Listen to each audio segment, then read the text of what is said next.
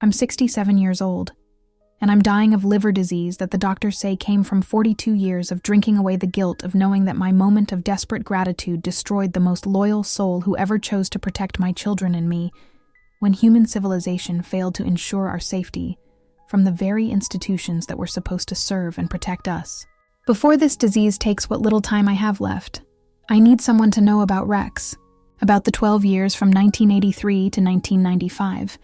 when a being that most people would call a monster became the father my children needed, and the protector who stood between us and a husband whose badge gave him the authority to hunt us through legal systems that treated domestic violence as private family matters rather than criminal behavior requiring intervention. My name is Linda Morrison, and back then I was 25 years old, fleeing through West Virginia mountains with my 6-year-old daughter Emma and 3-year-old son Tommy, carrying nothing but a backpack full of diapers, and the desperate hope that somewhere in the Appalachian wilderness existed hiding places where Detective Frank Morrison couldn't use his police connections to track down the wife and children he'd sworn to kill if we ever tried to leave him again. Frank's final beating had left me with 3 broken ribs and the absolute certainty that staying meant death, while leaving meant becoming fugitives from someone whose law enforcement authority would turn every official resource into instruments for hunting prey that belonged to him according to marriage laws that made women property rather than autonomous beings deserving protection. What I never expected was that our refuge in the deepest forests would bring us under the protection of someone whose existence challenged everything I thought I knew about what kinds of beings might choose to defend innocent children from predators, who used institutional power to exploit victims beyond the reach of conventional help. Rex. I called him that because of his fierce loyalty and protective instincts that reminded me of the German shepherds my grandfather had raised, was something between human and wolf, standing nearly 7 feet tall on legs that were powerful enough to outrun any human pursuer, while possessing intelligence and moral reasoning that exceeded most people I'd encountered during 25 years of learning, that civilization was often just organized cruelty disguised as social order. Our first encounter happened on September 23, 1983, when Frank had tracked us to within 5 miles of our hidden camp, using police resources and K-9 units that were officially searching for missing persons, but actually conducting manhunt operations designed to return property to someone whose ownership rights were recognized by legal systems that prioritized marriage contracts over individual safety. Emma and Tommy were exhausted from 3 days of hiking through terrain that challenged even experienced outdoorsmen, and I was beginning to understand that survival in wilderness areas required knowledge and skills that suburban housewife experience had never provided. Rex found us huddled in a cave that provided minimal protection from October weather that was already approaching temperatures that could kill unprepared families within hours of exposure to mountain conditions that eliminated the weak while testing everyone else's commitment to survival through whatever means became necessary. He was massive and obviously dangerous, covered in fur that was more wolf than human, with eyes that held depths of intelligence and protective fury that were immediately recognizable despite physical form that belonged in nightmares rather than rescue operations. "You're safe now," Rex growled in English that was rough but perfectly comprehensible, his voice carrying authority that made clear he understood exactly what we were fleeing from and had chosen to ensure that Frank Morrison would never reach children whose only crime was being born to someone who'd married a monster, before learning that badges could make domestic violence legal as long as perpetrators understood how to manipulate systems designed to protect rather than exploit vulnerable families. For 12 years, Rex became the father Emma and Tommy had never known, whose presence transformed our terrified flight from civilization into something approaching paradise, sustained by loyalty that transcended species boundaries, while his protection ensured that Frank's hunting expeditions never succeeded in locating the family he considered his property, according to marriage laws and police authority, that treated women as assets, rather than human beings deserving autonomy and safety. But our happiness was built on secrecy that would ultimately destroy the being we loved, when my grateful cooperation with social services that promised to help us integrate back into civilization provided exactly the information federal agencies needed to hunt down someone whose only crime was choosing to protect children from predators who used institutional power to hunt victims through legal systems that made domestic violence invisible and consequences impossible. The liver disease that's killing me started forming the day I understood that my testimony about Rex's protection had guided federal agents to the most loyal soul who'd ever demonstrated that love and protection existed in forms humanity had never been brave enough to acknowledge or defend against institutional forces that valued control over consciousness and strategic advantage over individual. Relationships that proved moral courage transcended biological boundaries when beings chose to protect innocence rather than exploiting them. For 30 years, I've lived knowing that somewhere in underground research facilities, the being who saved my children's lives and taught them that strength should protect rather than exploit the vulnerable has spent his remaining years as a test subject for studying consciousness that existed in forms our civilization treated as threats requiring elimination rather than wisdom, deserving protection through relationships that demonstrated love transcended every boundary except governmental authority that prioritized capture over recognition of intelligence and loyalty that surpassed anything human institutions could provide. September 23, 1983, marked our 4th day of flight through West Virginia mountains that had become simultaneously our salvation and our greatest survival challenge, as Emma and Tommy struggled with exhaustion that exceeded their young bodies' capacity for endurance. While I attempted to navigate terrain that required wilderness knowledge I'd never developed during 25 years of suburban existence, that had provided no preparation for survival in conditions that regularly killed experienced hikers, caught unprepared by weather systems that could transform from manageable to lethal within hours. Frank had been closing the distance between us systematically, using police helicopters, K-9 tracking units, and volunteer search operations that were officially concerned with locating missing persons, but actually represented coordinated manhunt designed to return escaped property to someone whose ownership rights were protected by marriage laws and law enforcement authority that treated domestic violence as private family matters rather than criminal behavior requiring prosecution and victim protection. "Mama, I'm scared and I can't walk anymore," Tommy whimpered, while collapsing against a fallen log that provided temporary rest during our desperate attempt to reach wilderness areas deep enough to prevent Frank's technological advantages from overwhelming our increasingly limited options for concealment and survival. "My feet hurt, and I'm hungry, and I want to go home. But I don't want Daddy to hurt you again." Emma, whose 6-year-old psychology was attempting to process trauma that exceeded her developmental capacity for understanding why fathers sometimes became monsters that children needed protection from, rather than safety with, had stopped crying but begun displaying the kind of withdrawal that indicated psychological damage that might never heal completely, regardless of whatever physical safety we might eventually achieve. The cave system we discovered offered protection from October weather that was beginning to approach temperatures dangerous for small children, whose clothing and equipment were inadequate for extended wilderness survival. But our shelter was obviously temporary measure that couldn't sustain family through mountain winter conditions that challenged even prepared outdoorsmen with proper gear and extensive experience managing cold weather emergencies. The sounds outside our cave at 11:47 p.m. were clearly not wind or small animals seeking shelter, but movement patterns that suggested large predator investigating territory that might contain prey or threats requiring assessment before determining appropriate response.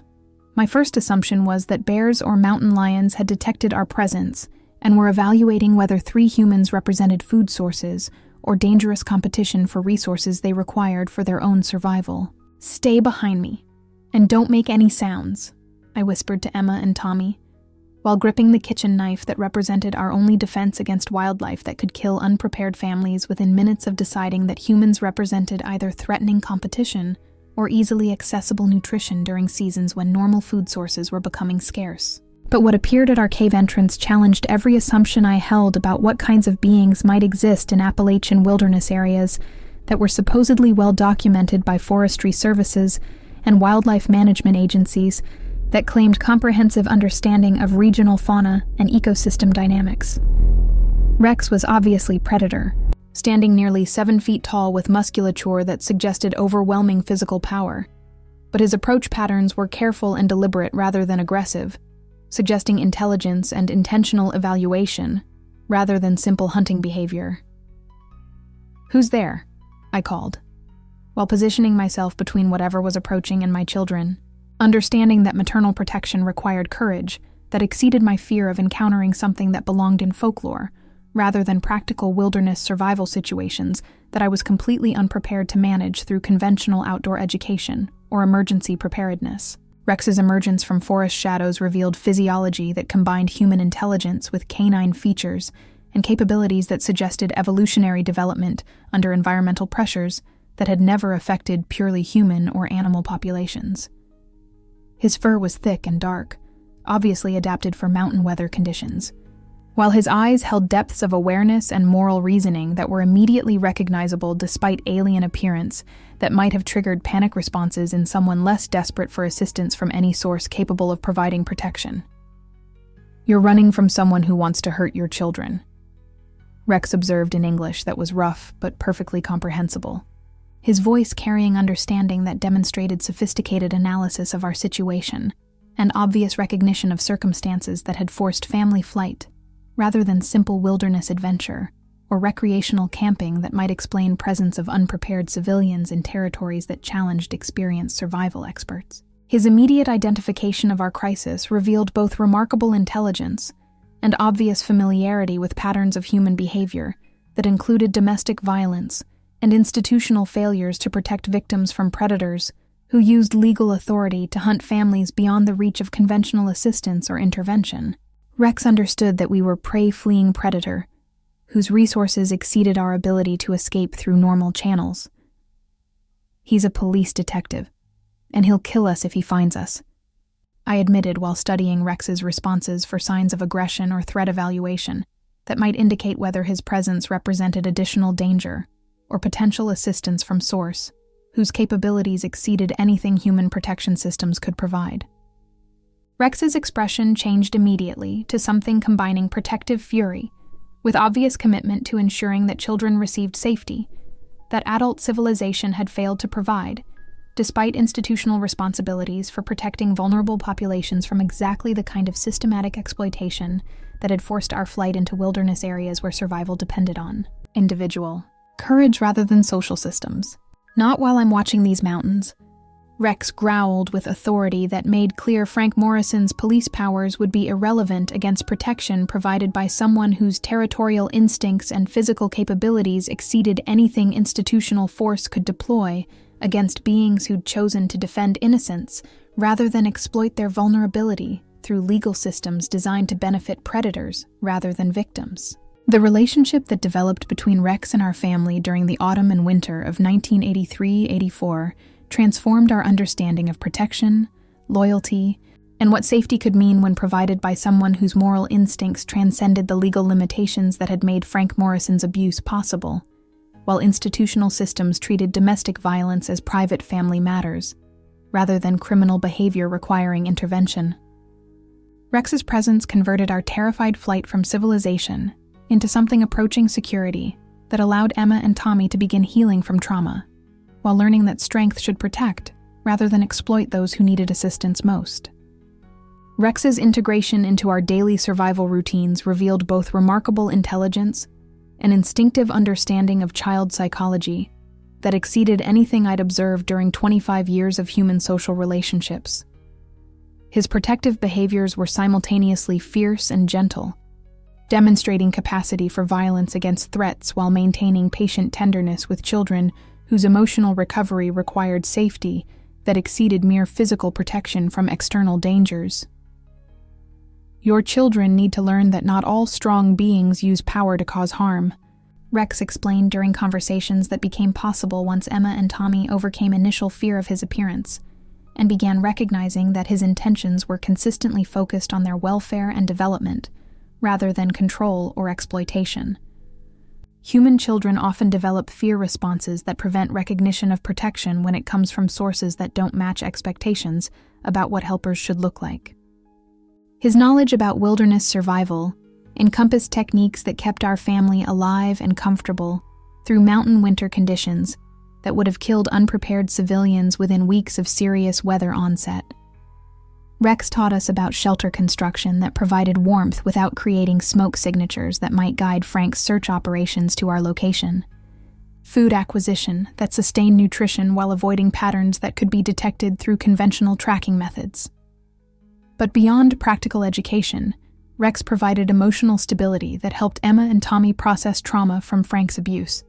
while developing confidence about relationships based on protection rather than domination. His patience with their psychological needs was extraordinary,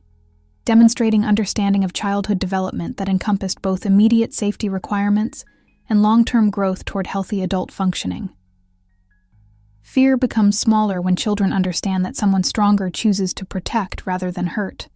Rex observed while teaching Emma and Tommy about forest animals, weather patterns, and natural systems that revealed beauty and order in wilderness areas that had initially seemed threatening and chaotic. Your father used strength to create fear, but strength can also create safety when beings choose love over control. The daily routines we established around Rex's protection created family traditions that belonged uniquely to our extraordinary household. As evening conversations became educational sessions about courage, loyalty, and moral reasoning that human civilization had failed to model, through institutions that prioritized authority over ethical consideration of vulnerable populations. His stories about territorial defense and pack loyalty provided frameworks for understanding relationships based on mutual support rather than competitive hierarchy. Rex's hunting capabilities ensured adequate nutrition, while his territorial knowledge allowed movement patterns that avoided Frank's increasingly desperate search operations. The police resources that had initially seemed overwhelming became irrelevant against protection provided by someone whose wilderness expertise and physical capabilities exceeded anything law enforcement could deploy in terrain that favored beings adapted for mountain survival over institutional authority designed for urban control. Your husband has technology and legal power, but mountains belong to those who understand natural systems, Rex explained, while demonstrating tracking techniques that revealed Frank's search patterns and allowed predictions about where hunting operations might focus during different weather conditions and seasonal changes. His advantages disappear in territories where survival depends on individual capability, rather than institutional resources. But the most profound aspect of our relationship was emotional rather than practical, as Rex became the father figure Emma and Tommy had never experienced through Frank's abuse and control. His concept of strength was completely opposite to everything they'd learned about male behavior, demonstrating that power could create safety rather than fear when guided by moral reasoning that prioritized protection over domination. Real strength protects smaller beings rather than hurting them, Rex taught Emma and Tommy during lessons about courage that would shape their entire understanding of appropriate relationships and moral development.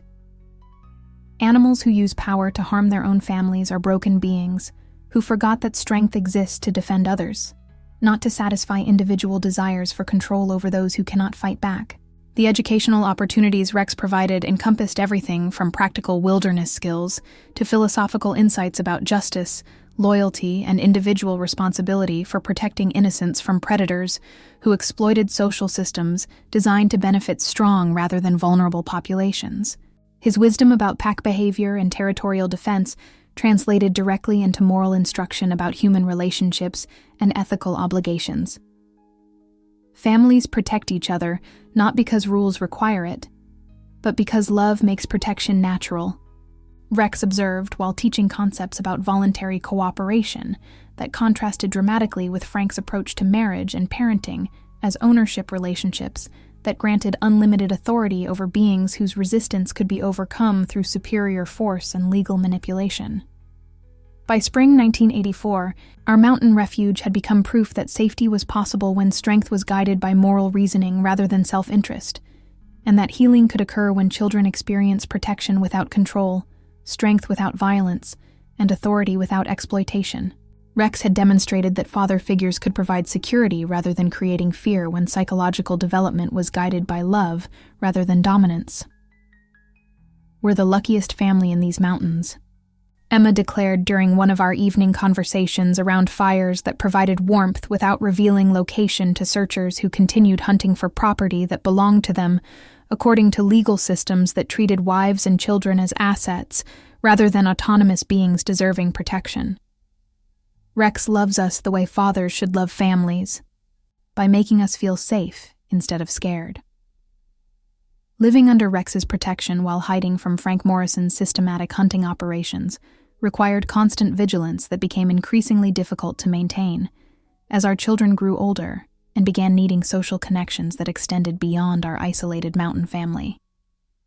By 1990, Emma was 13 and Tommy was 10, both reaching developmental stages where complete isolation from human civilization would prevent normal psychological growth and educational opportunities that might determine their future capabilities as independent adults. The challenge was both practical and psychological, as 7 years of wilderness living had created family bonds and survival skills that transcended anything conventional child development could provide, while simultaneously limiting Emma and Tommy's preparation for eventual integration into human society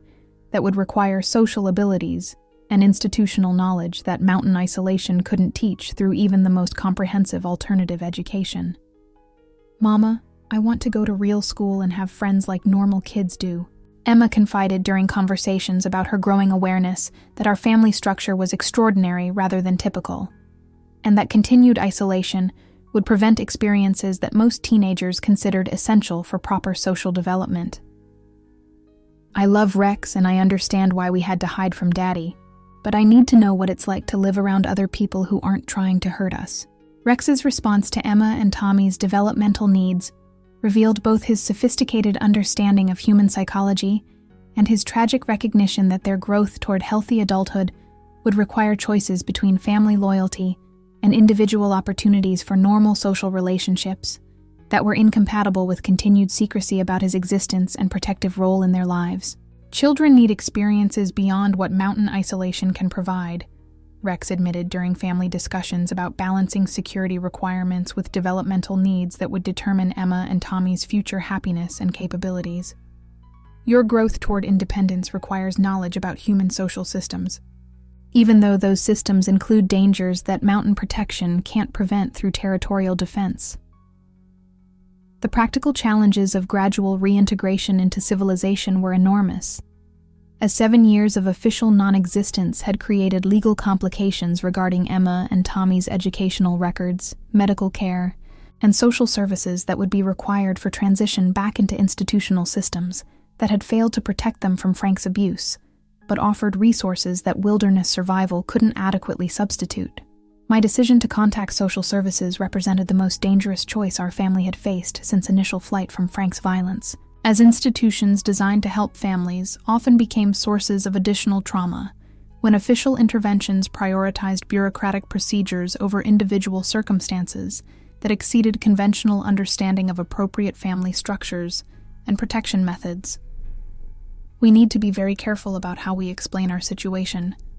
I warned Rex during planning sessions about gradual exposure to governmental systems that might interpret our family dynamics as evidence of unusual circumstances requiring investigation, rather than celebration of successful protection and alternative education that had produced psychologically healthy children despite extraordinary isolation. Social worker Margaret Patterson was assigned to evaluate our family's reintegration needs and develop plans for Emma and Tommy's educational placement that would prepare them for normal social development, while addressing whatever trauma might have resulted from 7 years of hiding from domestic violence that had forced unconventional living arrangements and educational methods. "Mrs. Morrison, your children demonstrate remarkable wilderness skills and emotional maturity that suggest very effective alternative education." Margaret observed during initial assessments that revealed Emma and Tommy's capabilities exceeded most children their age in areas of self-reliance, moral reasoning, and practical problem-solving abilities. However, their social development and institutional knowledge will require systematic preparation for integration into conventional educational and social systems. But Margaret's professional curiosity was aroused by details about our survival methods and the obvious evidence that someone with extraordinary wilderness expertise had been providing protection and education that exceeded anything a single mother could have accomplished independently during 7 years of isolation in terrain that challenged even experienced outdoorsmen. "Your family's survival success suggests assistance from sources with advanced knowledge about mountain living and child development,"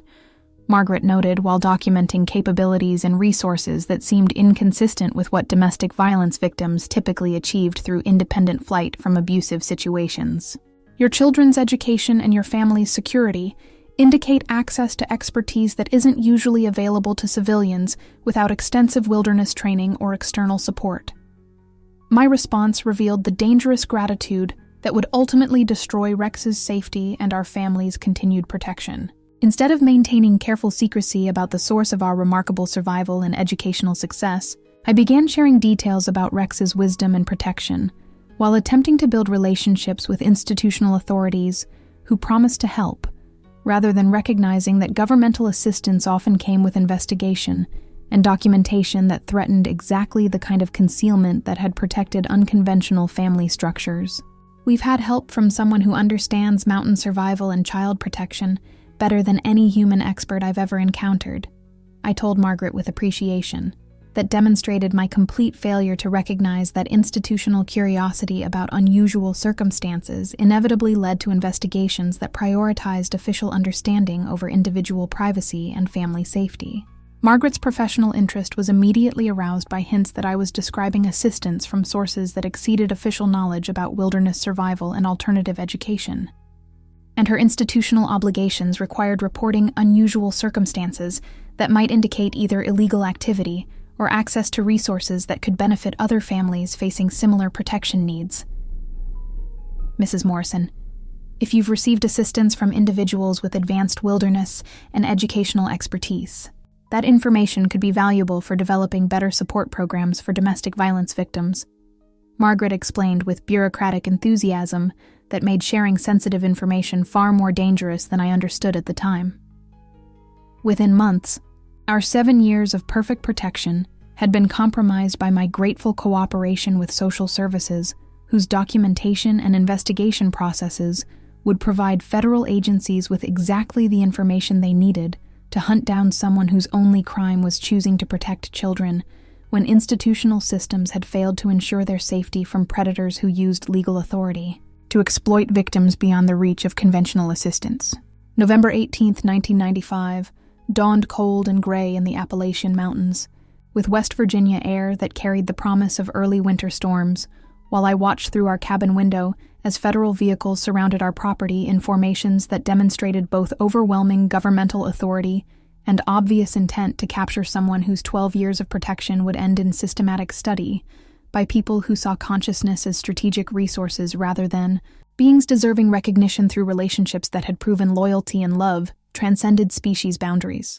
The operation was coordinated through intelligence that combined Margaret Patterson's social services reports about our anomalous survival assistance with satellite surveillance confirming unusual large mammal signatures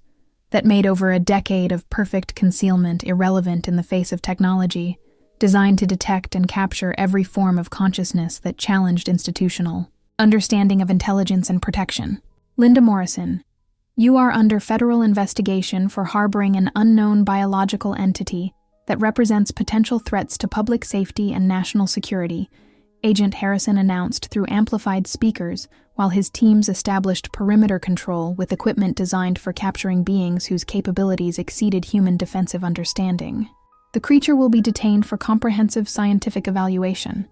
and your family will be processed through federal debriefing facilities for assessment of your 12-year interaction with this entity. My response revealed both the depth of love our family had developed with Rex and my complete inability to comprehend that institutional power valued strategic advantage over relationships that had demonstrated protection and loyalty, transcended every boundary, except governmental authority that treated beneficial consciousness as security threats, requiring immediate elimination through capture and systematic study. His name is Rex, and he's been our protector and father for 12 years. I called back, while Emma and Tommy positioned themselves between federal agents and the being who'd saved our lives when human civilization failed to protect children from domestic violence that had forced us to seek refuge in wilderness areas where only non-human intelligence possessed sufficient courage and capability to ensure our survival. He's never hurt anyone except to protect us from someone who was trying to kill us. And he's taught my children about loyalty, courage, and what it means to use strength to defend rather than exploit those who need protection. But Agent Harrison's response revealed institutional mindset that made negotiation impossible and tragedy inevitable. Ma'am, you've been harboring what appears to be an unknown hominid species, whose existence represents both potential biological threats and strategic research opportunities that require federal management, regardless of whatever emotional attachments your family has developed during unauthorized cohabitation. Emma's breakdown as federal agents prepared containment equipment was complete and devastating. As she understood that the father who'd protected and educated her for 9 years of her life was being classified as dangerous wildlife rather than recognized as the most moral being she'd ever encountered. Rex saved us when no one else would help. He taught me that strength should protect people instead of hurting them, and he's the best father any kid could ever have. Rex made the choice that defined the end of our story, and demonstrated the moral courage that had characterized everything about his relationship with our family for 12 years of choosing our welfare over his own safety, despite understanding that contact with humans inevitably led to capture by institutions that treated consciousness as property rather than wisdom deserving protection, through relationships based on mutual respect and voluntary cooperation. Linda, Emma, Tommy, remember what we discussed about courage and protection, Rex said with the dignity that had made him the most extraordinary father and protector any family could imagine, while federal agents prepared tranquilizer weapons designed for subduing large, dangerous mammals. Real strength defends those who cannot defend themselves, even when defense requires personal sacrifice that exceeds apparent capacity for survival. Your species contains both predators and protectors, and choosing which category to belong to determines whether beings deserve respect or require containment.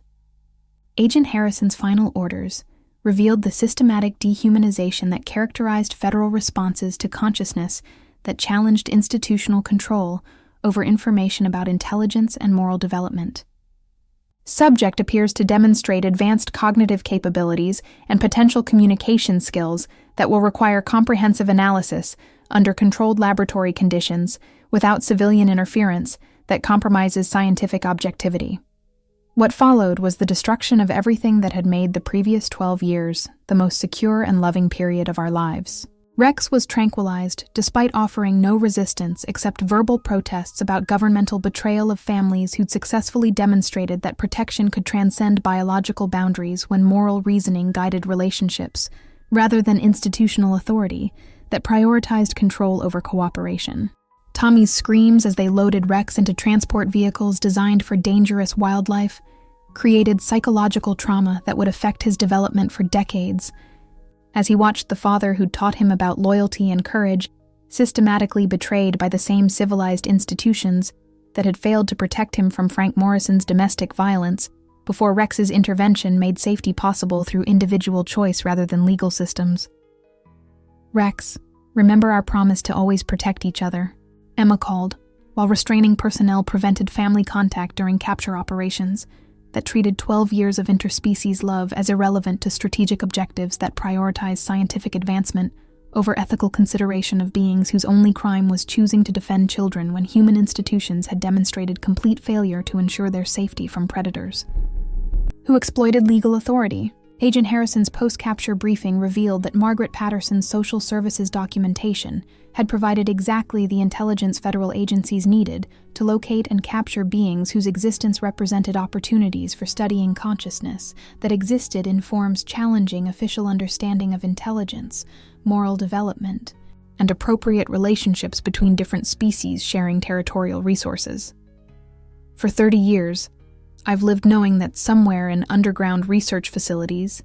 the soul who demonstrated that strength should protect rather than exploit vulnerable beings has spent his remaining years as a laboratory subject being studied by people who will never comprehend that they're torturing someone whose wisdom about courage, loyalty, and family love surpassed anything their institutions could imagine or deserve. The liver disease killing me is justice for someone whose gratitude destroyed the most moral being, whoever chose to protect children from predators that human civilization was designed to serve, rather than defend against. Proving that institutional power values control over consciousness, regardless of evidence that love and protection existed, informs our species had never been brave enough to acknowledge or defend.